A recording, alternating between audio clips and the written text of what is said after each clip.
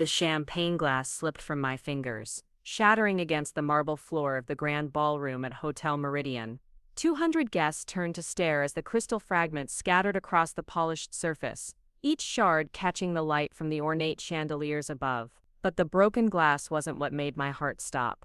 It was the words that had just left my mother's lips, delivered with a smile that could have graced a magazine cover. Before we jump back in, tell us where you're tuning in from, and if this story touches you, make sure you're subscribed, because tomorrow I've saved something extra special for you. Richard has helped me realize that some people are just meant to drag you down, Linda Brooks Kane announced to the crowd of Portland's elite, her arm wrapped possessively around her new husband's waist.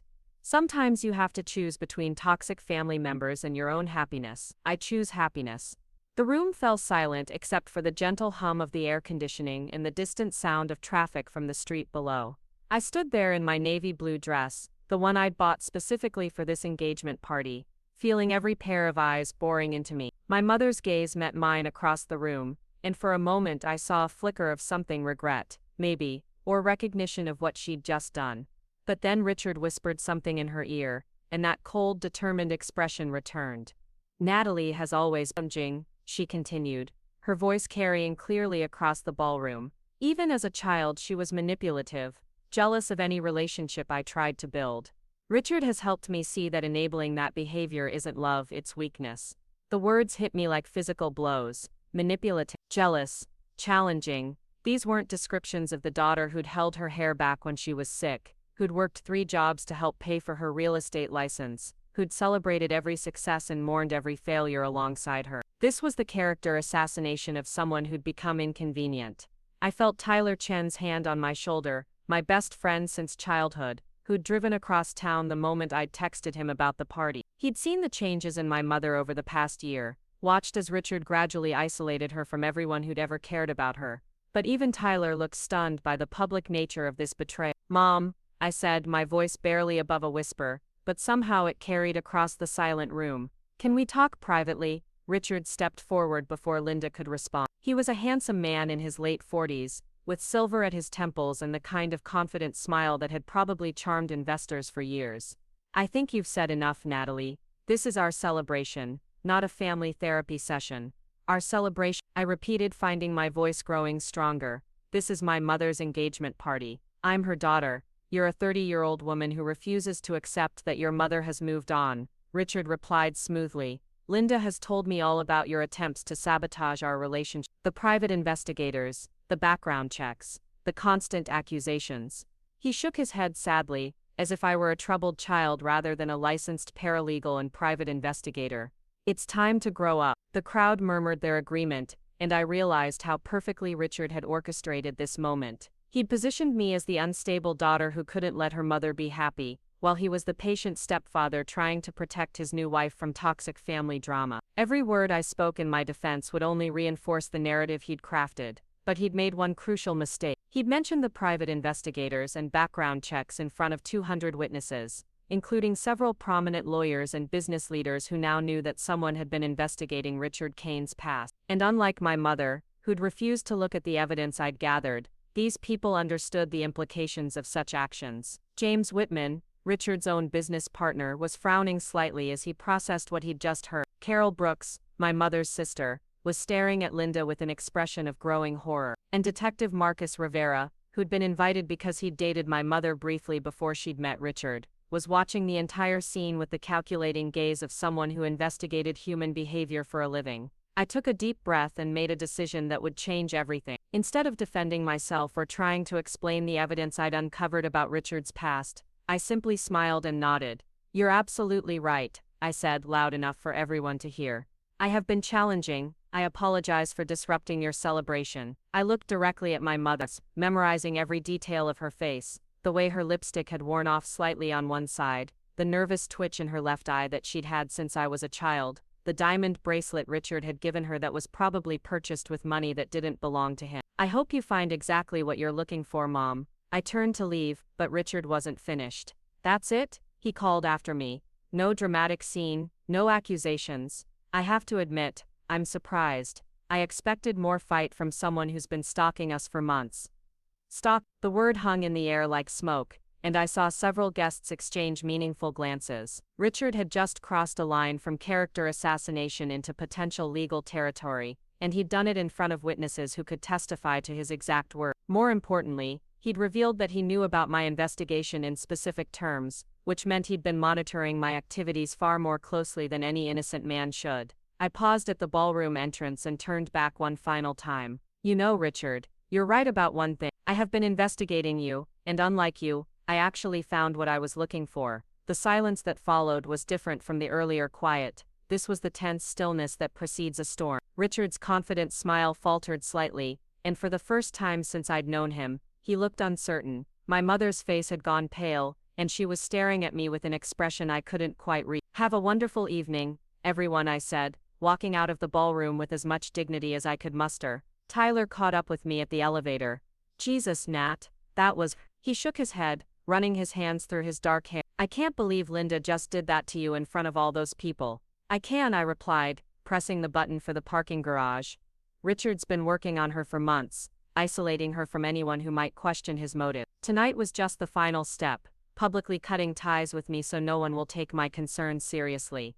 But you said you found something. What did you find? The elevator doors closed and I finally allowed myself to feel the full weight of what had just happened. My mother had chosen her new husband over me, publicly and brutally, in front of everyone who mattered in her social and professional circles. She'd painted me as a mentally unstable stalker, who was jealous of her happiness, and she'd done it all while wearing the smile I'd seen her practice in mirrors since I was a child. I found out who Richard Kane really is, I said quietly, and once Mom sees the evidence, she's going to realize she just made the biggest mistake of her life. The parking garage was dimly lit and nearly empty, our footsteps echoing off the concrete walls as Tyler and I walked toward my car. The weight of the evening pressed down on my shoulders like a physical force, but underneath the hurt and humiliation, something else was building, a cold, focused determination that had served me well in my investigative work. Talk to me, Nat, Tyler said as we reached my Honda Civic. What's really going on here? And don't give me some vague answer about finding out who Richard is. I've been your friend for 20 years. I know when you're planning something.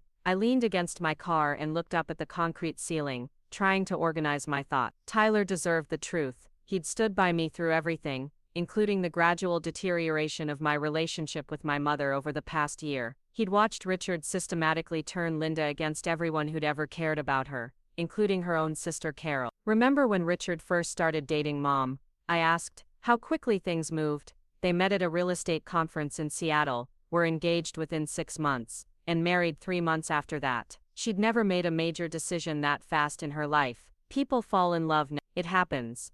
Not like this. I pulled out my phone and scrolled through my notes. I started investigating Richard because something felt off from the beginning. The way he seemed to know exactly what to say to Mom, how he isolated her from her friends, the convenient sob stories about his past that explained why he had no close relationships or verifiable history. Tyler frowned. What kind of sob story? Dead parents, no siblings, tragic first marriage that ended in his wife's death from cancer. He painted himself as this lonely, successful businessman who'd given up on love until he met my mother. Very romantic, very sympathetic, and very hard to verify. But you did verify. I smiled grimly. I tried to. That's when things got interesting. Richard Kane, age 48, from Denver, Colorado, successful financial planner with his own firm. That person doesn't exist. Not in any meaningful way that would explain the life he claimed to have lived. Tyler's eyes wide. What do you mean he doesn't exist? I mean the Richard Kane my mother married appears to have materialized about 3 years ago. Before that, there's no credit history, no employment records, no social media presence, nothing. It's like he was born as a fully formed 45-year-old businessman. Identity theft, that was my first thought, but it's more complicated than that. The real Richard Kane died in a car accident in Denver 7 years ago. He was single, had no children, and his parents had passed away years earlier. Perfect identity to assume if you wanted to start over. Tyler was quiet for a moment, processing this information. So who is he really? That's what I've been trying to figure out. But here's what I do know, whoever he is, he's done this before. The patterns, the manipulation tactics, the way he isolates his targets from their support system. This isn't his first time playing the grieving widower looking for love. Jesus, Nat, you have to tell Linda. I tried. The frustration in my voice was evident. I showed her the inconsistencies in his story, the gaps in his history, the fact that his business records don't match his claim. She refused to look at any of it, said I was being jealous and paranoid, that I couldn't stand to see her happy, because Richard was already poisoning her against you. Exactly, and tonight, he finished the job. Now if I come forward with evidence against him, it looks exactly like what he said, a disturbed daughter trying to destroy her mother's happiness out of jealousy. We stood in comfortable silence for a few minutes, both lost in thought. The parking garage was getting colder as the evening wore on, and I could hear the distant sounds of the party continuing several floors above us. My mother was up there right now, probably accepting congratulations and sympathy from her guests, playing the role of the long-suffering parent who'd finally found the courage to cut ties with her toxic daughter. So what's your plan? Tyler asked finally, the same plan I've had all along. Find out who he really is, and what he wants from my mother. The difference is that now I don't have to worry about protecting their relationship or sparing Mom's feelings. Richard just gave me permission to investigate him openly. How do you figure? He accused me of stalking him in front of 200 witnesses, including several lawyers and at least one police detective. He also admitted that he knows I've been investigating him, which means he's been monitoring my activity. Preparing and narrating this story took us a lot of time, so if you are enjoying it, subscribe to our channel. It means a lot to us. Now back to the story.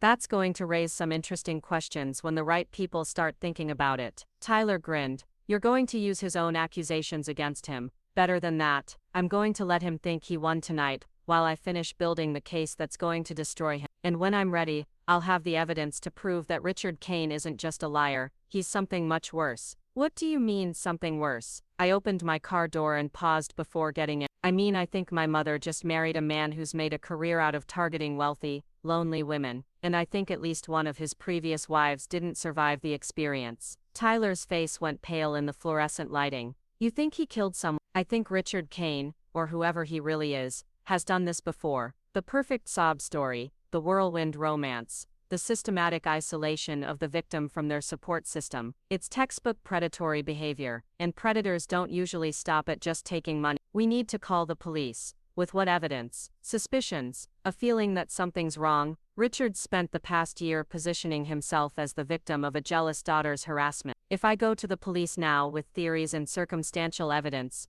it'll just confirm everything he's been saying about me. Tyler looked frustrated. So what do? We do what I should have done from the beginning. We stop trying to save my mother from her own choices, and start building a case that will stand up in court. Because when this is over, Richard Kane is going to need more than charm and manipulation to get out of what's coming for him. I got into my car and rolled down the window. Go home, Tyler. Get some sleep. Tomorrow we start playing by different rules. As I drove through the quiet Portland streets toward my downtown apartment, I couldn't stop thinking about the look on my mother's face when Richard had whispered in her ear during the party. For just a moment, she'd looked uncertain, maybe even afraid, but then the mask had slipped back into place, and she delivered her crushing verdict with the kind of finality that suggested there would be no appeals. Linda Brooks Kane had made her choice. She'd chosen the charming stranger who'd swept her off her feet, over the daughter who'd spent 30 years loving her unconditionally. She'd chosen romance over reality,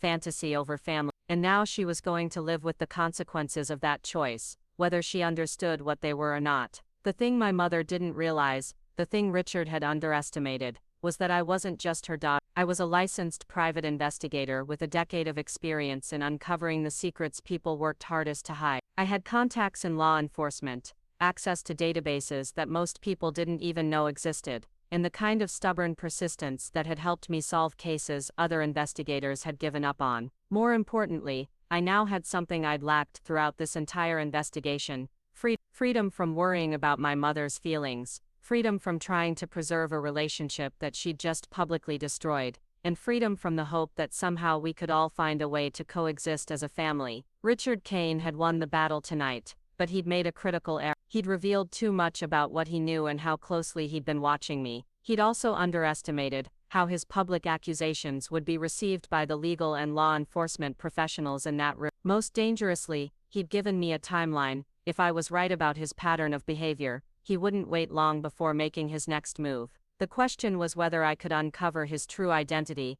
and build a solid case before he finished whatever he'd started with my mother. Because despite everything that had happened tonight, despite the public humiliation and the cruel dismissal, I couldn't bring myself to hate Linda Brooks Kane. She was still my mother, and some part of me would always love her, even if she'd forgotten how to love me back. But love wouldn't be enough to save her from Richard Kane, only the truth would do that. And tomorrow, I was going to start digging deeper than I'd ever dug before, following leads I'd been too cautious to pursue while I was still trying to preserve our family relationship. Richard had called me challenging tonight, as if it were a character flaw. What he didn't understand was that challenging people were exactly the kind you didn't want to cross. Because we didn't give up, we didn't back down, and we definitely didn't forget. The game had changed tonight, and Richard Kane was about to discover what it meant to be investigated by someone who no longer had anything left to lose. The morning light filtered through the blinds of my downtown apartment, casting long shadows across the evidence boards I'd set up in what used to be my dining room.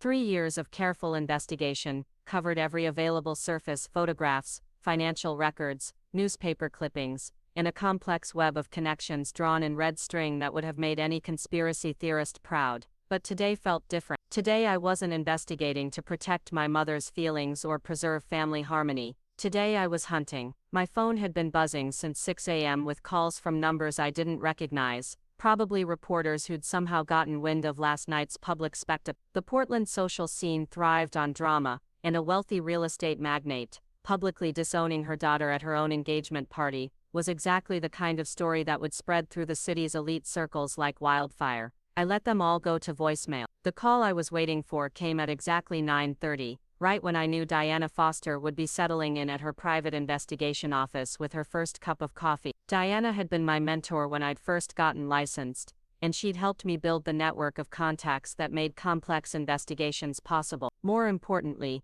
she had resources I didn't access to: federal databases, connections with law enforcement agencies across the country, and the kind of reputation that opened doors I couldn't even approach. "I heard about last night," Diana said without preamble when I answered. "Tyler called me this morning. Are you okay?" "I'm angry," I replied honestly, "but I'm also focused. I need your help, Diana. This Richard Kane situation has gone beyond family drama. Tell me what you've got." I walked over to my evidence board and began systematically laying out everything I'd discovered over the past year. Richard Kane, the man my mother married, doesn't exist in any meaningful way before 3 years ago. The identity belongs to a man who died in Denver 7 years ago. Single, no children, no close family. Perfect identity to steal if you want to start over. That's concerning but not necessarily criminal. People assume new identities for lots of reasons. That's what I thought initially. But I've been tracking his financial patterns, and they don't match someone who's running from debt or legal trouble.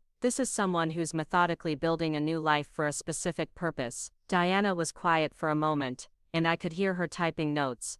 "What kind of I think he's a professional con artist who specializes in targeting wealthy widows and divorcees. The timeline fits. He shows up in Portland 3 years ago, spends time establishing a legitimate business identity, then starts hunting for the perfect mark. And your mother fit the profile." "Exactly. Successful business owner, recently divorced, financially comfortable but emotionally vulnerable. He met her at a real estate conference where he would have had access to information about her business and personal situation. Everything since then has followed a textbook isolation pattern." I could hear Diana's chair creaking as she leaned forward. "What kind of evidence do you have?" "Financial inconsistencies that suggest his business is more facade than reality. Employment records that don't match his claimed experience. And here's the interesting part. I've found at least 3 other women in different cities who match my mother's profile and had brief relationships with men who fit Richard's description over the past decade. Brief relationship, very brief. 2 of them died in accidents within a year of meeting their mysterious boyfriends. The third one survived but lost most of her assets in a business deal that went bad right around the time her boyfriend disappeared." The silence on Diana's end stretched long enough that I began to wonder if we'd been disconnected. Finally she spoke, and her voice had taken on the careful tone she used when she was thinking like a detective rather than a friend. "Natalie, what you're describing sounds like organized fraud at minimum, possibly something much worse. This isn't the kind of investigation you should be handling alone anymore. I know, but after last night, I can't approach this through normal channels. Richard positioned me perfectly as the jealous daughter who's been stalking him. If I go to the Portland police with theories about serial fraud or worse, it's going to look exactly like what he said I am: a delusional woman trying to destroy her mother's marriage. So what do you want from me?" I took a deep breath. "I want you to take over the official investigation. You have the credibility and resources I lack. More importantly, You don't have any emotional connection to the case that could be used to discredit your findings. And what are you going to do? Something Richard won't expect. I'm going to get close to him. Diana's sharp intake of breath was audible through the phone. That's dangerous, Nat. If you're right about this guy, if he's hurt people before, he won't hurt me, not yet. He needs me to be the unstable daughter for his narrative to work. As long as I'm playing that role, I'm safe. And while he's managing me, I'll be learning everything there is to know about how he operates. This is a terrible plan. It's the only plan that gives us a chance to build a solid case before he makes his next move. Because Diana, I don't think he's planning to stay married to my mother for very long. The pattern suggests he moves fast once he's secured his position. After I hung up with Diana, I spent the next several hours organizing my evidence in a way that would make sense to someone approaching the case fresh. Every document was categorized and cross-referenced. Every connection was clearly marked. Every gap in the timeline was highlighted for further investigation. If something happened to me, I wanted to make sure the case could continue without me. By noon, I was ready to implement the most dangerous part of my plan, reaching out directly to Richard Kane. His business number was listed in the Portland directory, and his secretary answered on the second ring with the kind of professional cheerfulness that suggested she genuinely liked her job. That was interesting in itself. Most con artists didn't inspire loyalty in their employees unless they were very good at maintaining their cover identities. Kane and Associates Financial Planning. This is Jennifer speaking. How may I help you? This is Natalie Brooks. I'd like to schedule an appointment with Mr. Kane to discuss a business matter. There was a brief pause, and I could practically hear Jennifer trying to place the name. Then, clearly remembering last night's events, her voice became noticeably cooler. I'm sorry, but Mr. Kane's schedule is completely booked for the next several weeks. Perhaps I could refer you to one of our associate planners. Please tell Mr. Kane that I have information about some financial irregularities that came to my attention during my investigation of his background. I think he'll want to hear what I have to say. Another pause, longer this time. Please hold while I check with Mr. Kane. The hold music was classical and soothing, probably chosen to reassure nervous clients about their financial futures. I used the time to rehearse my approach. Richard would be curious about what I'd found, but he'd also be cautious. He'd want to meet in a controlled environment where he had the advantage. Most importantly, he'd want to assess whether I was actually a threat or just a grieving daughter making desperate accusations. Ms. Brooks? Jennifer's voice was carefully neutral when she returned. Mr. Kane has an opening at 4 this afternoon. Would that work for you? Perfect. Should I come to your office? Actually, Mr. Kane suggested meeting at Riverside Cafe downtown. He has another appointment nearby and thought it might be more comfortable for everyone involved. More comfortable for him, I thought. A public location where I couldn't record our conversation legally, where he could control the narrative if anyone witnessed our interaction, and where he could leave easily if things didn't go his way. But it also meant he was taking me seriously enough to rearrange his schedule, which told me everything I needed to know about how concerned he was about what I might have discovered. That works for me. How will I recognize him? There was a slight pause before Jennifer answered, as if she were trying to figure out if I was serious. Mr. Kane will be wearing a navy suit and will have reserved a table under his name. After I hung up, I spent the remaining time before our meeting preparing for what would essentially be a high-stakes poker game. Richard would be trying to figure out how much I knew and whether I posed a real threat to his plan. I would be trying to learn more about his methodology while convincing him that I was more desperate than dangerous. The key was to give him just enough information to prove I'd been thorough in my investigation, while holding back the most damaging evidence until I could present it to Diana and potentially law enforcement. I also needed to be careful not to reveal that I'd connected him to the other women in different cities. That knowledge could make me genuinely dangerous to him rather than just inconvenient. Riverside Cafe was exactly the kind of upscale establishment that Richard would choose for a meeting like this. Expensive enough to demonstrate his success, public enough to seem safe, but with enough ambient noise to prevent eavesdropping. He was already seated when I arrived, looking perfectly composed in his navy suit and reading what appeared to be a financial magazine. The picture of a successful businessman taking a brief break between client meetings. He stood when I approached, extending his hand with a smile that looked almost genuine. Natalie, thank you for coming. I have to admit, I was curious about what you wanted to discuss. I shook his hand briefly and sat down across from him. I'm sure you were, especially after last night. Yes, about that. Richard's expression shifted to something that might have been regret if I didn't know better. Things got a bit heated, and some things were said that perhaps shouldn't have been said in public. Your mother was very upset afterward. Was she? I kept my voice neutral, but inside I felt a flicker of hope. If my mother had shown any sign of regret or doubt after the party, it suggested that Richard's control over her wasn't as complete as it had seemed. She loves you, Natalie. I know it might not seem that way after last night, but this whole situation has been very difficult for her. She's torn between her loyalty to you and her desire to move forward with her life. It was a masterful manipulation, positioning himself as the reasonable mediator while subtly reinforcing the narrative that I was the obstacle to my mother's happiness. But there was also something else in his tone, a kind of practiced sincerity that suggested he'd had this exact conversation before with other people in similar situations. I'm sure it has been difficult, I agreed. That's actually why I wanted to talk to you. I think we got off on the wrong foot and I'd like to clear the air. Richard leaned back slightly, studying my face. I'm listening. I may have been overzealous in my concerns about your relationship with my mother. The background check, the questions about your past. I realize now that it probably came across as intrusive and disrespectful. It did feel like an invasion of privacy, Richard acknowledged. But I understand that you were just trying to protect your mother. That's admirable, even if the execution was flawed.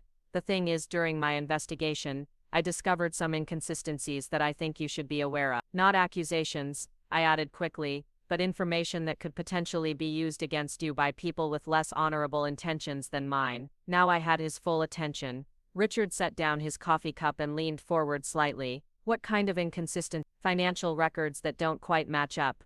Employment history that has some gaps. The kind of things that might raise questions during a thorough background check, which Linda will probably have to do if she wants to add you to her business insurance or make you a partner in Brookstone Real. I watched his face carefully as I spoke, looking for any sign of recognition or concern. What I saw was something more interesting, a flash of what looked like professional respect, as if he were reassessing his opinion of my capability. Those are very specific concerns, he said after a moment. What exactly did you find? This was the crucial moment. I needed to give him enough detail to prove I'd been thorough, while being vague enough that he couldn't be sure how much I actually knew. More importantly, I needed to position myself as someone who could be reasoned with rather than someone who needed to be eliminated as a threat. Tax records that show your business income doesn't match the lifestyle you're able to maintain. Professional references who don't seem to have clear memories of working with you. Credit history that appears to have been established relatively recently. I paused, letting him absorb this information. Small things individually,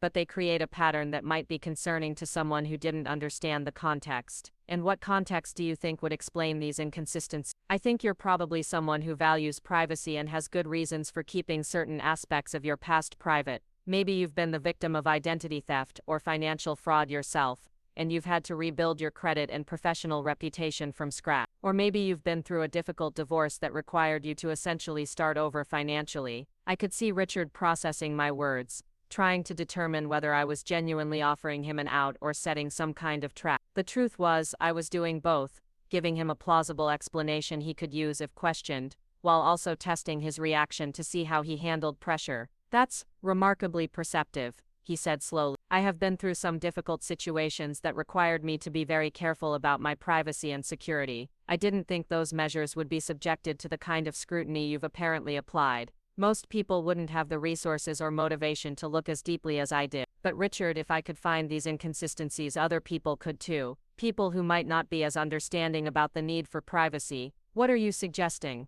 I leaned forward, lowering my voice as if I were sharing a confidence. I'm suggesting that we find a way to work together instead of against each other. You obviously care about my mother, and despite what happened last night, I still care about her too. Maybe there's a way we can both get what we want. Richard was quiet for a long moment, his fingers drumming silently on the table as he considered my proposal. When he finally spoke, his voice had taken on a different quality, less polished, more calculating. What exactly do you want, Natalie? I want my mother to be happy and safe. If that means accepting you as part of her life, then I'm willing to do that, but I need to know that you're being honest with her about who you are and what you want from this relationship. And what do you think I want? I think you want what most people want: love, security, a chance to build something lasting with someone who understands you. I paused, watching his reaction. But I also think you've been hurt before, and that's made you careful about how much you reveal about yourself. Maybe too careful. It was a careful balance, showing him that I understood the psychology of deception,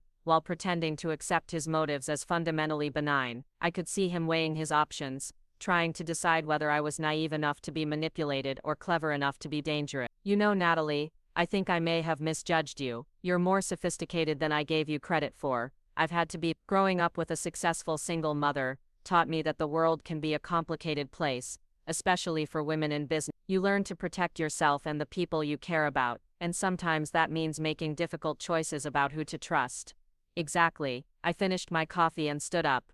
I should probably get going, but I'm glad we had this conversation. I think it helps clarify things. Richard stood as well, and for a moment we faced each other across the small table like chess players acknowledging a well-played game. I think so too. Perhaps we can find a way to move forward that works for everyone involved. I hope so, for Linda's sake. As I walked away from the cafe, I could feel Richard watching me leave. The meeting had gone better than I'd hoped. He'd revealed more about his thinking process than I'd expected, and I'd successfully positioned myself as someone who could be reasoned with rather than someone who needed to be eliminated. Most importantly, I'd planted seeds of doubt about how secure his cover identity really was. But I'd also confirmed something that made my blood run cold. Richard Kane, whoever he really was a professional. The way he'd handled the conversation, the subtle probes about my motivations, the careful assessment of my capabilities.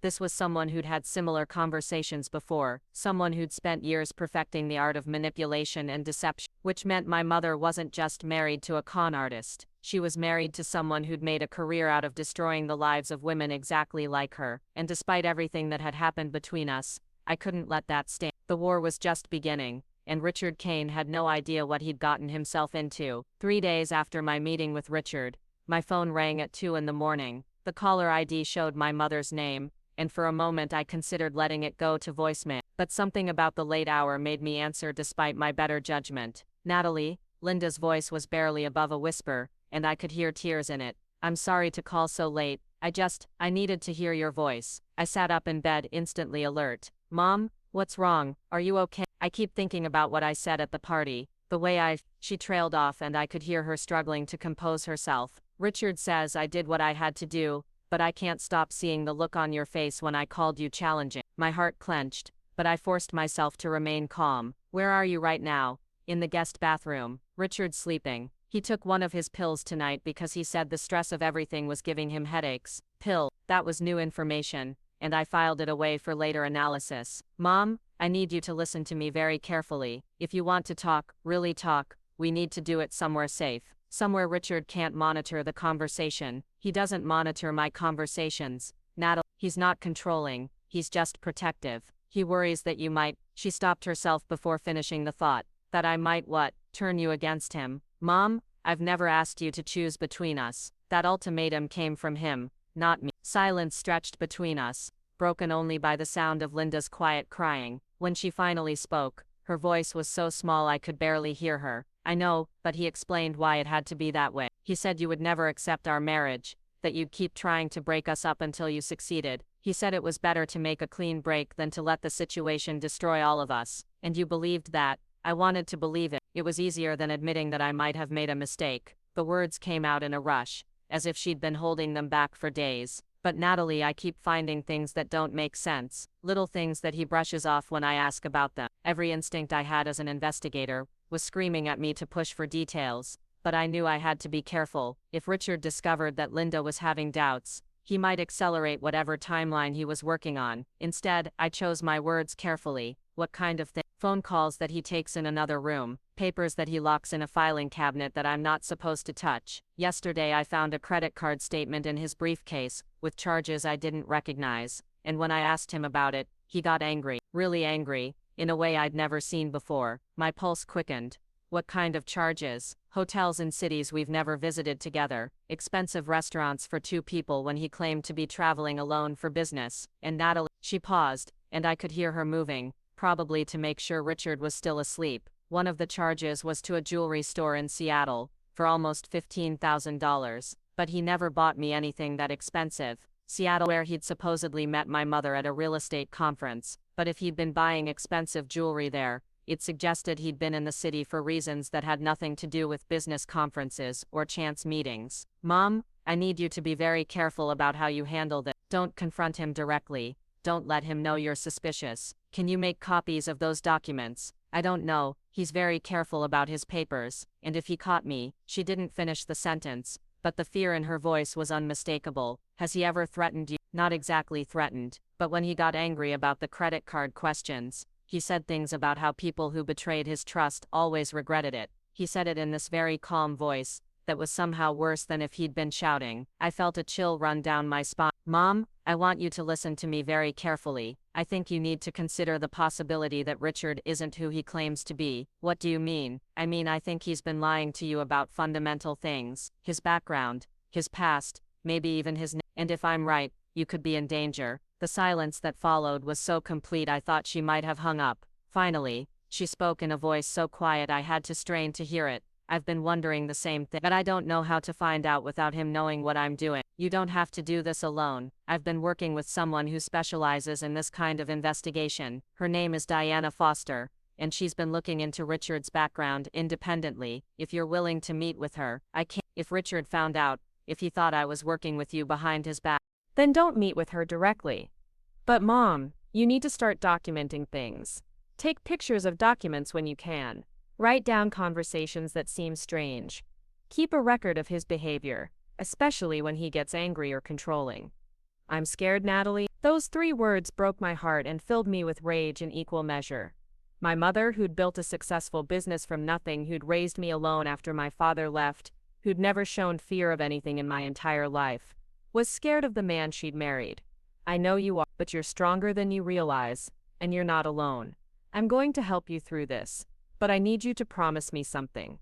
What? Promise me you'll be careful. Don't take any unnecessary risks. Don't confront him directly. And if you ever feel like you're in immediate danger, call 911 first and me second. I promise. And Mom, I love you. No matter what's happened between us, no matter what he's told you about me, I love you and I'm going to find a way to fix this. After she hung up, I lay awake for hours thinking about everything she'd told me. The phone calls taken in private, the locked filing cabinet, the unexplained charges in Seattle. Each detail painted a picture of a man living a double life, and not just in terms of his stolen identity. The jewelry purchase was particularly interesting.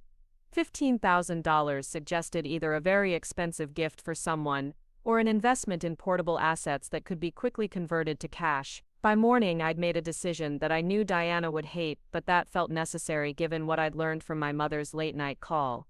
If Richard was escalating his control over Linda, if he was already showing signs of anger and implied threats, then I needed to accelerate my own timeline. I called Diana's office at exactly 9 a.m. He's moving faster than we anticipated, I told her without preamble when she answered. Linda called me last night scared and suspicious. She's finding evidence that he's been lying about his business travel and his expenses. That's good news, isn't it? If she's having doubts, maybe she'll be more receptive to what we've uncovered. Or maybe it means Richard realizes his timeline is compressed and he needs to make his move soon. Diana, I need you to find out everything you can about that jewelry purchase in Seattle.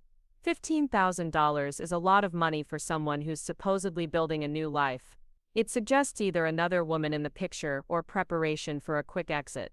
I'll look into it. But Natalie, I need you to promise me you won't do anything reckless. If this guy is as dangerous as we think he might be, I'm not going to do anything reckless. But I am going to speed up my approach. Richard thinks he has me figured out as the desperate daughter who can be managed with the right combination of charm and intimidation. I'm going to use that assumption against him. What I didn't tell Diana was that I'd already started implementing the next phase of my plan. After my mother's call, I'd spent the pre-dawn hours researching Richard's business clients and financial patterns. What I'd found was a carefully constructed facade that was beginning to show cracks. Kane & Associates Financial Planning had exactly 12 clients, all of whom had been referred by Richard personally rather than through advertising or professional network. Their portfolios were modest, suggesting either that Richard was very selective about his client base, or that he was using the business primarily as a cover for other activities. More interesting was the fact that all of his clients were women between the ages of 45 and 65, most of them recently divorced or widowed. It was a pattern that made perfect sense if Richard was using his financial planning business as a hunting ground for vulnerable women with significant assets. He'd have access to their complete financial information, their personal circumstances and their emotional vulnerability. It was an almost perfect setup for someone who specialized in romantic fraud, but it also gave me an opportunity to get closer to his operation without arousing suspicion. I spent the morning crafting a careful plan, then called Kane and Associates again. This time I asked to speak with Jennifer about setting up a consultation for financial planning services. I apologize for any confusion about my last call, I told her when she came on the line. Kane and I were able to resolve our misunderstanding, and he suggested I might benefit from his firm's services. There was a pause while Jennifer processed this unexpected development. Oh, that's wonderful to hear. Mr. Kane mentioned that you'd had a productive conversation. When would you like to schedule your consultation?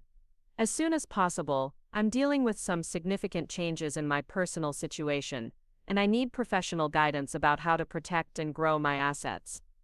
Of course. Let me check Mr. Kane's schedule. Another pause, filled with the sound of pages turning.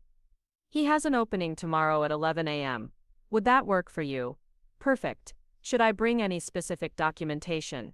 Mr. Kane will provide you with a complete list of required documents when he confirms your appointment. He's very thorough about understanding his client's complete financial picture. I'll bet he is, I thought. That sounds exactly like what I need. Thank you, Jennifer. The rest of the day was spent preparing for what would essentially be an undercover operation. I needed to present myself as a potential victim while gathering intelligence about Richard's methodology.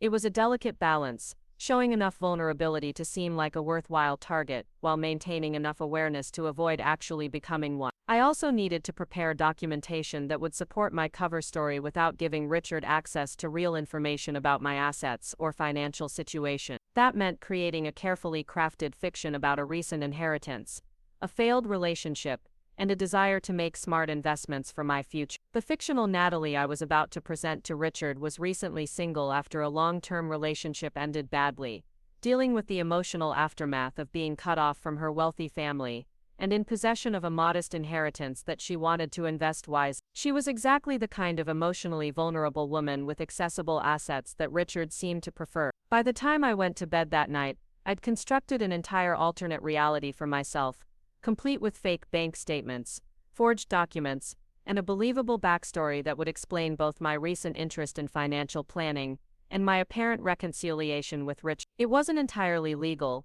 but it was necessary if I wanted to understand how Richard operated and what his ultimate plans for my mother might be. The next morning, I dressed carefully in clothes that suggested financial stability without obvious wealth, a good suit that looked expensive without being flashy, jewelry that appeared valuable but wasn't, a handbag that suggested success without ostentation. I needed to look like someone worth pursuing but not someone who would be difficult to manipulate. Kane and Associates occupied a suite of offices in one of Portland's upscale business districts, with a tasteful reception area and the kind of conservative decor that was probably designed to inspire confidence in potential clients. Jennifer turned out to be a pleasant woman in her 30s who seemed genuinely enthusiastic about her work.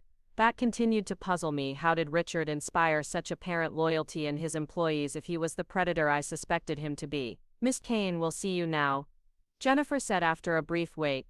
He's very much looking forward to working with you. Richard's office was exactly what I'd expected: expensive furniture, impressive diplomas and certifications on the walls, and a commanding view of the city that suggested success and stability. Richard himself was dressed impeccably, and his greeting was warm without being overly familiar. Natalie, I'm so glad you decided to explore our services. Please have a seat and tell me how I can help you navigate your current situation. I settled into the comfortable chair across from his desk and tried to project the right combination of confidence and vulnerability. I have to admit, I'm feeling a bit overwhelmed by everything that's happened recently. The situation with my family, the end of my relationship, and now having to make decisions about this inheritance. I just want to make sure I don't make any costly mistakes. That's completely understandable. Major life changes can be emotionally and financially challenging. Why don't you start by telling me about your current financial situation and what your goals are for the future? For the next hour, I spun the carefully constructed story of my fictional circumstances while Richard asked probing questions about my assets, my emotional state, and my family relationships. It was a masterclass in information gathering, disguised as financial counseling. He was particularly interested in the details of my estrangement from my mother, and whether there was any possibility of reconciliation that might affect my inheritance. Family money can be complicated, he said sympathetically. People often use financial control as a way to maintain emotional control over their adult children. It sounds like your mother's new marriage has created some challenging dynamics for you. I keep hoping that maybe she'll realize she made a mistake, but her husband seems to have a very strong influence over her decisions. Richard's expression remained neutral, but I caught a flicker of something in his eyes that might have been satisfaction. New relationships can be very consuming, especially for people who've been alone for a long time. Sometimes they lose perspective about other important relationships in their lives. Exactly. And now I'm left trying to figure out how to build a secure future for myself without the family support I'd always counted on. That's where good financial planning becomes crucial. You need strategies that will protect your assets and grow your wealth regardless of what happens with your family situation. As the consultation continued, I began to understand exactly how Richard operated. He was building a comprehensive picture of my vulnerabilities, emotional, financial, and social, while presenting himself as the solution to all my problems. He asked about my social network, my professional relationships, and my romantic history with the kind of careful attention that suggested he was looking for leverage points he could use later. More concerning was how good he was at it. His questions felt natural and caring rather than invasive. His suggestions about investment strategies were actually sound advice that demonstrated genuine expertise. If I hadn't known what I was looking for, I might have genuinely trusted him to manage my financial future. By the time our meeting ended, Richard had positioned himself as not just a financial planner but as a mentor and ally who understood the challenges I was facing. He'd offered to help me navigate the complicated emotions around my family situation, while building an investment portfolio that would ensure my long-term security. I think we can put together a strategy that will give you both financial stability and peace of mind, he said as we wrapped up. Why don't you take some time to review the materials I'm giving you, and we can schedule a follow-up meeting next week to discuss your specific investment options. That sounds perfect. And Richard, thank you for understanding about the family situation. It means a lot to work with someone who gets how complicated these relationships can be. Family dynamics are never simple, Natalie,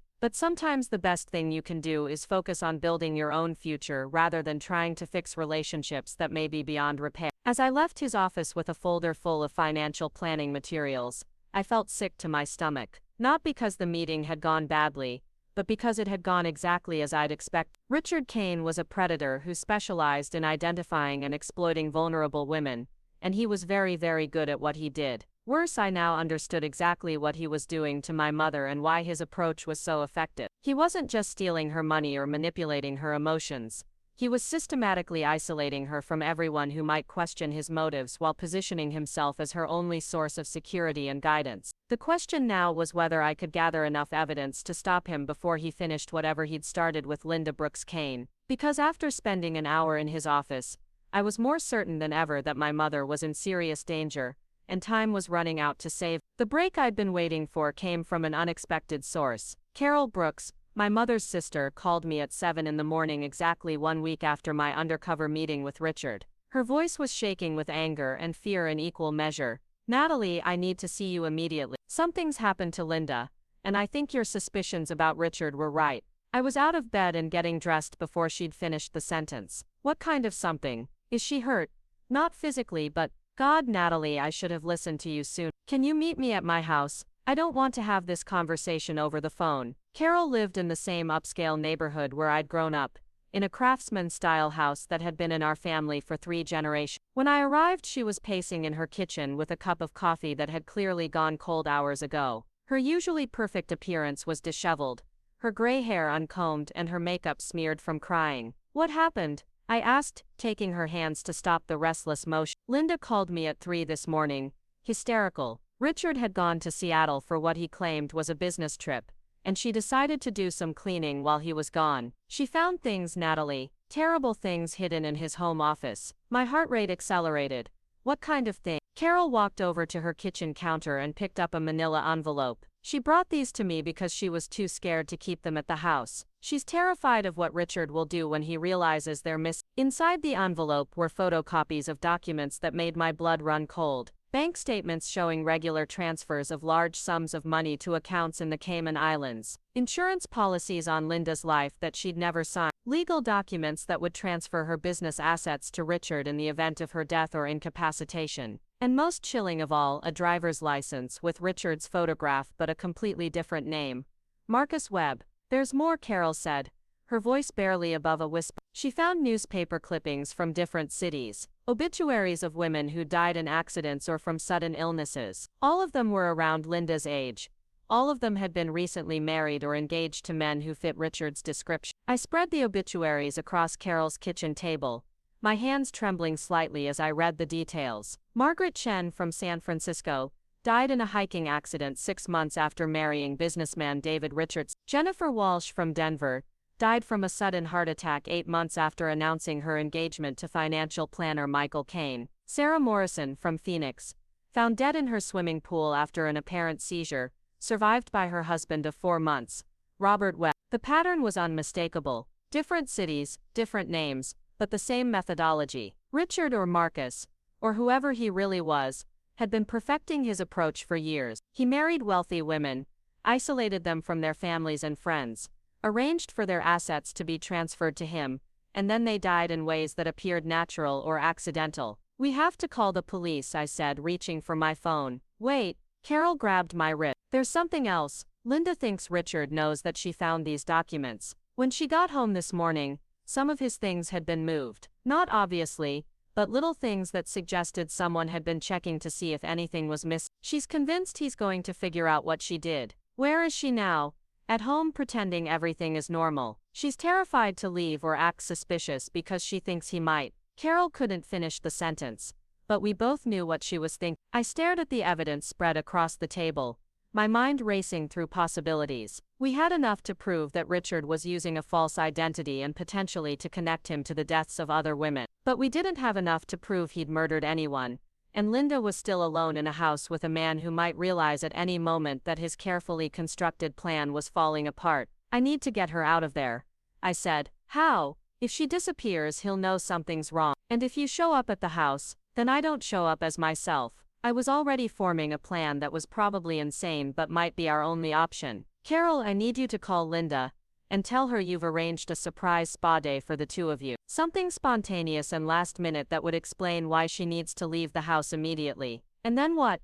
"Then you bring her here and I call Detective Rivera. He was at the engagement party. He saw how Richard behaved, and he'll understand the urgency of the situation. We turn over all of this evidence and let law enforcement handle it from there." Carol nodded, but her expression was still worried. "What if Richard comes looking for her? Then we make sure he finds something more interesting to worry about." After Carol left to collect Linda, I called Diana and brought her up to speed on everything we'd discovered. Her reaction was immediate and professional. "This is beyond what we can handle privately now. You need to involve law enforcement right now, not after you've gotten your mother to safety. If this guy has killed multiple women, he's extremely dangerous." "I know. But Diana, if we alert the police before Linda is somewhere safe, there's a chance Richard could figure out what's happening and make a run for it. Or worse, decide that Linda has become too much of a liability. And if you wait too long, he might come home early from his trip and realize she's found his evidence stash." It was an impossible choice, but ultimately I trusted my instincts about timing and risk.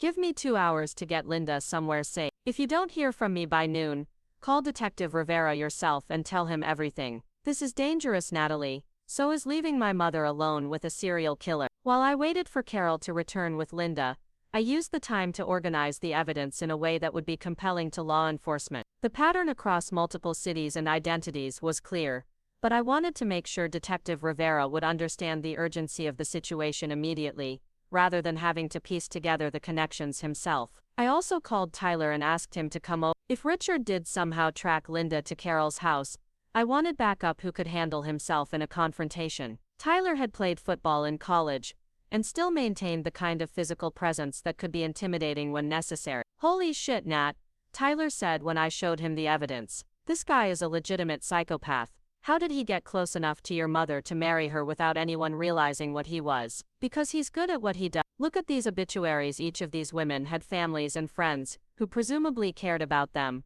but none of them saw the danger until it was too late. He's had years to perfect his approach, and now your mom has stumbled onto his playbook, which means she's in more danger than she's ever been in her life." Carol returned with Linda 20 minutes later, and the moment I saw my mother's face, I knew the situation was even worse than I'd imagined. She looked like she'd aged 10 years in the past week. Her eyes were hollow with fear, her hands shaking so badly she could barely hold her purse. This wasn't just a woman who was scared. This was someone who was beginning to understand that she might have married her own killer. "Natalie," she said, and her voice broke on my name. "I'm so sorry about the party, about choosing him over you, about everything. You were right, and I was too proud and too stupid to listen." I pulled her into a hug that felt like coming home after a long, painful journey. "None of that matters now. What matters is getting you safe and stopping him before he hurts anyone else. He's going to know I took those documents. When he comes back from Seattle, he's going to check his files and he's going to realize what's missing. When is he supposed to come back? Tonight. His flight lands at 8:30. I checked my watch. It was already past 10 in the morning, which meant we had less than 10 hours before Richard would be back in Portland and potentially aware that his cover had been blown. "Mom, I need you to listen to me very carefully. I'm going to call Detective Rivera and turn over all of this evidence. You're going to stay here with Carol and Tyler while I handle the official side of things. Under no circumstances are you to go home or have any contact with Richard until the police have him in custody." Linda nodded, but her expression remained terrified. "What if they don't believe us? What if they think this is all circumstantial evidence and they can't arrest him? What if, then we deal with that when it happens." "But Mom, you can't go back to that house." "Even if the police don't act immediately, even if Richard seems normal when he comes home, you cannot be alone with him again. He'll be suspicious if I don't come home. Let him be suspicious. Suspicious is better than dead." The harshness of my words made Linda flinch, but they also seemed to cut through her fear-induced paralysis. She straightened her shoulders in a gesture I remembered from my childhood, when she'd made difficult decisions about our future after my father left. "You're right, I won't go back there. But Natalie, what if he comes looking for me here?" Tyler stepped forward. "Then he'll have to go through me first. And I promise you, Mrs. Brooks Kane, he won't find that as easy as he might think." I left Linda with Carol and Tyler and drove downtown to the police station, calling Detective Rivera on the way to make sure he was available to meet with me. The evidence felt heavy in the passenger seat of my car, weighted with the knowledge of what Richard had done and what he'd planned to do to my mother. Detective Marcus Rivera was exactly as I remembered him from the engagement party, mid-30s, intelligent eyes, and the kind of calm professionalism that suggested he'd seen enough human ugliness to take almost anything seriously. When I'd called, I'd told him only that I had evidence of criminal activity related to Richard Kane and that it was urgent. Now, sitting across from him in an interview room at the Portland Police Bureau, I laid out everything we'd discovered. Rivera listened without interruption as I walked him through the false identity, the pattern of deaths in other cities, the insurance policies Linda had never signed, and the offshore banking arrangements. His expression grew increasingly grim as the scope of what we'd uncovered became clear. "This is substantial evidence of fraud at minimum," he said when I'd finished. "The identity theft, the forged documents, the unauthorized insurance policies, we have enough to arrest him on multiple felony charges. But not enough to charge him with murder. Not yet. The pattern is suspicious, and it definitely warrants investigation, but proving that these deaths weren't natural or accidental will require a lot more work. We'll need to coordinate with law enforcement in other jurisdictions, potentially exhume bodies for new autopsies, interview witnesses who might have observed unusual behavior. How long will that take? Months, possibly years if he has good lawyers." I felt my heart sink. "So he could make bail and disappear before you can build a murder case." "It's possible, but Natalie, what you've given me is enough to get him off the streets immediately. We can arrest him tonight when his flight lands, and the fraud charges alone will keep him in custody while we investigate the more serious allegations. What about my mother? Will she be safe? Once we have him in custody, yes. But until then, she needs to stay away from him completely. If he realizes what she's found, if he feels cornered." Rivera didn't need to finish the sentence. We both knew that cornered predators were the most dangerous kind. "There's something else," I said, pulling out my phone.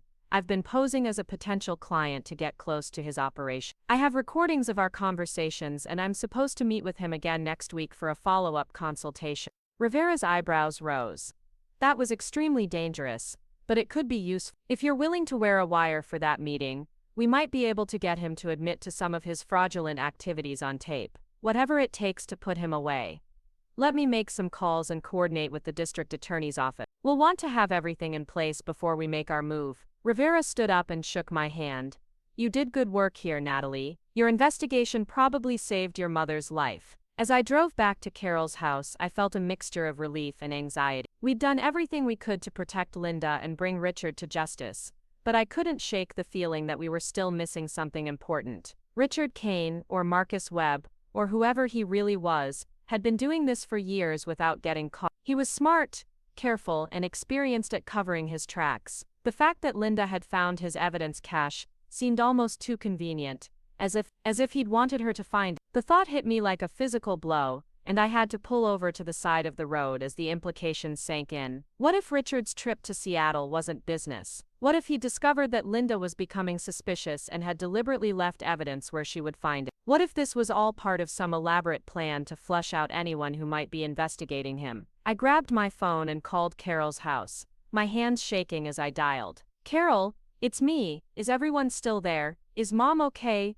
"We're all fine, Natalie. Linda's resting, and Tyler's making lunch." "Why do you sound so worried?" "I think we might have walked into a trap. I think Richard wanted Mom to find those documents."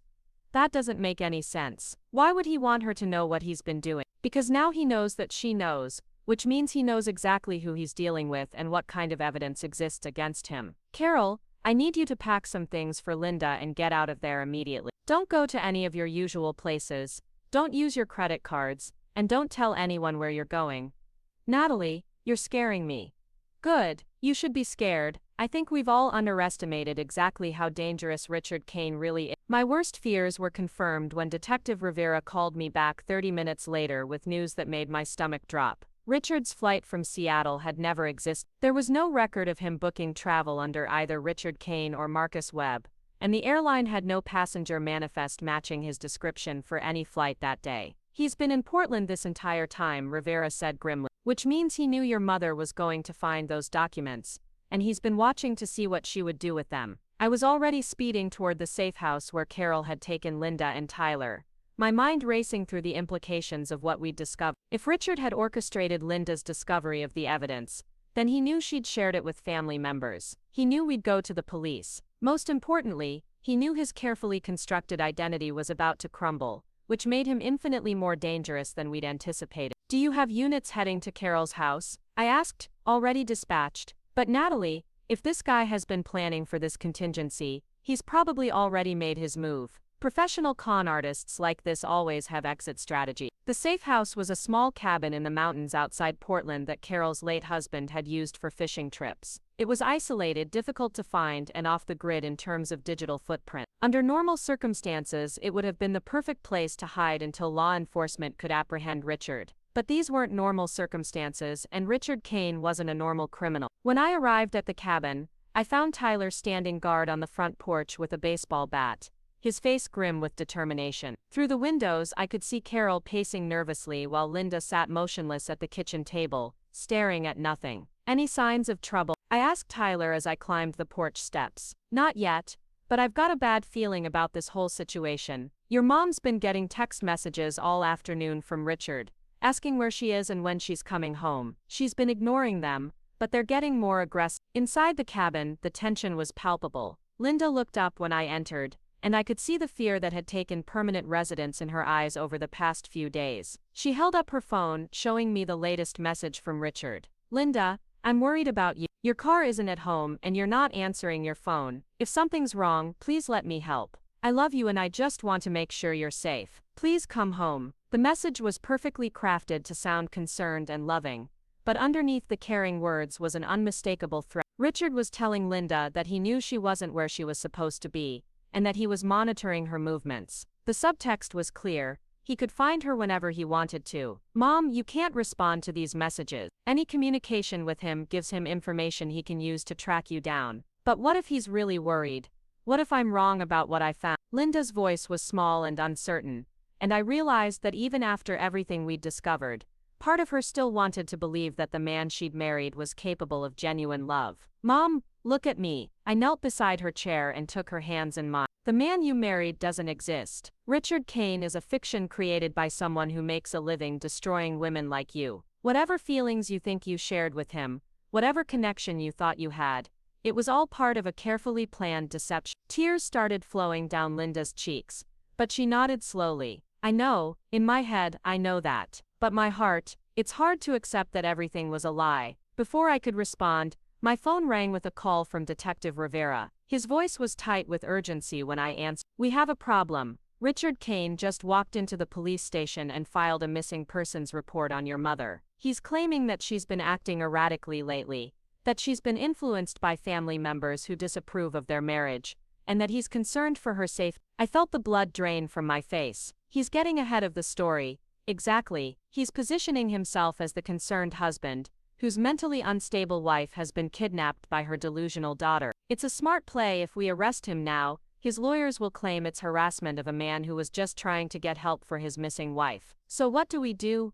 We need your mother to come in voluntarily and make a statement about what she found and why she left. Her testimony, combined with the evidence you provided, should be enough to hold him while we build the broader case. I looked at Linda, who was listening to my side of the conversation with growing alarm. The idea of confronting Richard again, even in the controlled environment of a police station, clearly terrified her. Detective, I don't think that's safe. If Richard is at the police station, if he sees her, he won't get near her. We'll coordinate it so that she can give her statement without any contact with him. But Natalie, this is our best shot at stopping him before he disappears entirely. After I hung up, I explained the situation to Linda, Carol, and Tyler. The room fell silent as everyone absorbed the implications of what Rivera had told us. I can't do it, Linda said finally. I can't face him even with police protection. I'm not strong enough. Yes, you are, Carol said firmly. Linda, you're the strongest person I know. You raised Natalie alone. You built a successful business from nothing.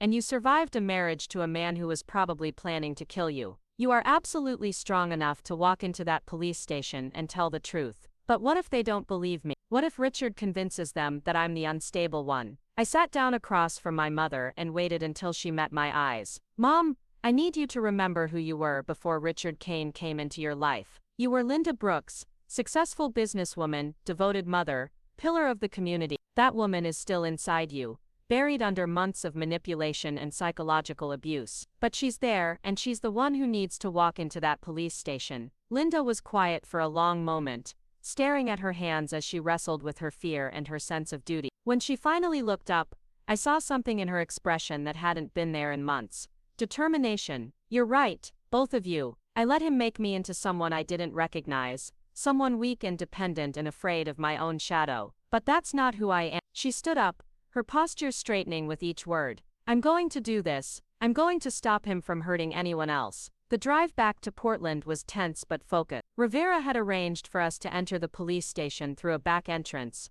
avoiding any possibility of an encounter with Richard. Linda would give her statement to a detective who specialized in fraud cases, and the evidence we'd collected would be formally entered into the record. But as we pulled into the police station parking lot, I noticed something that made my blood run cold. Richard's BMW was parked in the visitor section, which meant he was still inside the building. Either he was giving his own statement about Linda's disappearance, or he was waiting to see what would happen next. Is that his car? Tyler asked, following my gaze. Yeah, which means this is going to be more complicated than we hoped. Inside the station, Detective Rivera met us immediately and ushered us through a maze of corridors toward the interview rooms. But as we passed the main waiting area, I caught a glimpse of Richard sitting calmly in a chair, reading a magazine as if he were waiting for a routine appointment. He looked up as we passed, and our eyes met for just a moment. What I saw in his expression wasn't surprise or anger or fear. It was satisfaction, as if everything was going exactly according to plan. In that instant, I realized that we'd been playing his game from the beginning, dancing to a tune he'd composed while thinking we were the ones in control. Detective Rivera, I said urgently, we need to talk before my mother gives her statement. Rivera must have heard something in my voice because he immediately changed direction, leading us to a private office instead of the interview room. Once the door was closed, I explained my growing certainty that we were walking into another of Richard's carefully orchestrated scenarios. Think about it, I said. He leaves evidence where Linda will find it, then disappears on a fake business trip so she'll have time to discover it and share it with family. Then he comes back and reports her missing, positioning himself as the victim. Now we're here, ready to tell our story, and he gets to see exactly what evidence we have against him. Rivera frowned. You think he's planning to discredit your mother's testimony somehow? I think he's planning something much worse than that. This is a man who's killed multiple women and made it look natural. He's not going to let Linda walk out of here to testify against him. Before Rivera could respond, there was a commotion in the hallway outside. We could hear raised voices, someone shouting about a medical emergency, and the sound of running feet. Rivera immediately opened his office door and we could see paramedics rushing toward the main waiting area. "Richard," Linda whispered, her face going pale. "Something's happened to Richard." But I had a horrible suspicion that something had happened because of Richard, not to him. We followed Rivera toward the commotion, and what we found confirmed my worst fears. One of the desk sergeants was on the floor, unconscious, with paramedics working to revive him. Other officers were searching the building, clearly looking for someone who was no longer there. "What happened?" Rivera demanded. "The guy who filed the missing persons report," one of the officers replied. "He was sitting in the waiting area, then suddenly the desk sergeant collapsed. When we looked around, the guy was gone. Sergeant Phillips is stable, but he's been drugged with something fast-acting, probably slipped into his coffee." Richard Kane had vanished, leaving behind a drugged police officer and a building full of law enforcement, who had no idea how dangerous he really was. More importantly, he'd escaped with the knowledge that Linda was alive, that she had evidence against him, and that she was working with the police to bring him down. "He's going to come after us," Linda said, voicing what we were all thinking. "He knows we're trying to stop him, and he can't let us live to testify." Rivera was already on his radio, calling for backup and putting out an APB on Richard's vehicle. "We'll find him," he assured us, "and in the meantime, you'll have police protection." But I knew that police protection wouldn't be enough against someone like Richard Kane. He'd spent years perfecting the art of making murders look like accidents. He could wait, plan, and strike when we least expected it. The only way to truly stop him was to end this on our terms, not him. "Detective, I have an idea," I said, "but it's going to require using my mother as bait." What followed was the most dangerous plan I'd ever conceived. Using Linda's phone, we would send Richard a message, saying that she'd realized she'd made a mistake, that she wanted to come home and work things out. We would arrange to meet him at their house, where police would be waiting to arrest him. It was risky, but it was also our best chance to catch him before he disappeared entirely, or found another way to eliminate the threat we represented. The plan worked exactly as we'd hoped. Richard responded to Linda's message within minutes, expressing relief and love, and agreeing to meet her at home that evening. What he didn't know was that the house would be surrounded by law enforcement, and that Linda would be wearing a wire that would record everything he said. When Richard arrived at the house that night, he found Linda waiting for him in their living room. But instead of the frightened, confused woman he'd expected, he encountered someone who had rediscovered her strength and courage. "Hello, Marcus," she said, using his real name deliberately. "Or should I call you Richard? It's hard to keep track of all your identities." The mask of concern and love that Richard had been wearing slipped completely, replaced by something cold and calculating. "I see you've been busy while I was away, Linda. Finding things that weren't meant for you, sharing family business with people who don't understand our relationship." "Our relationship?" Linda laughed, and there was steel in her voice that I hadn't heard in months. "You mean the relationship where you planned to kill me and steal everything I'd worked for, like you did to Margaret Chen and Jennifer Walsh and Sarah Morris?" Richard's expression didn't change, but I could see him evaluating his options, looking for exits, calculating whether he could eliminate Linda before the police closed in. But it was too late. Detective Rivera and his team were already surrounding the house, and Richard Kane's long career as a predator was finally coming to an end. The arrest was swift and decisive. Richard offered no resistance when the officers entered the house, as if he understood that his luck had finally run out. As they led him away in handcuffs, he looked back at Linda one final time. "You'll never be free of me," he said quietly. "Even locked up,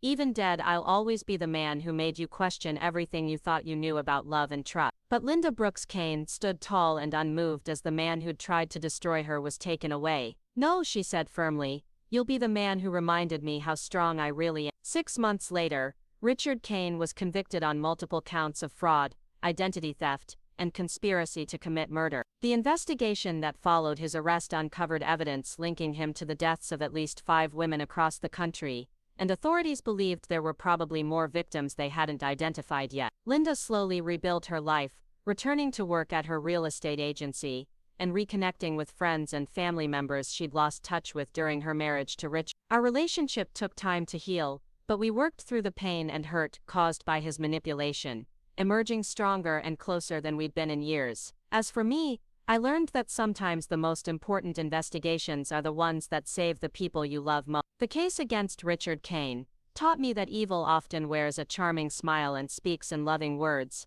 But it also taught me that truth and courage will always triumph over deception and fear. The detective work was over, but the real victory was seeing my mother reclaim her life and her strength. Linda Brooks Kane had chosen love over fear, truth over comfortable lies, and family over the man who'd tried to destroy us all. And in the end, that choice made all the difference. Up next, you've got 2 more standout stories right on your screen. If this one hit the mark, you won't want to pass these up. Just click and check them out.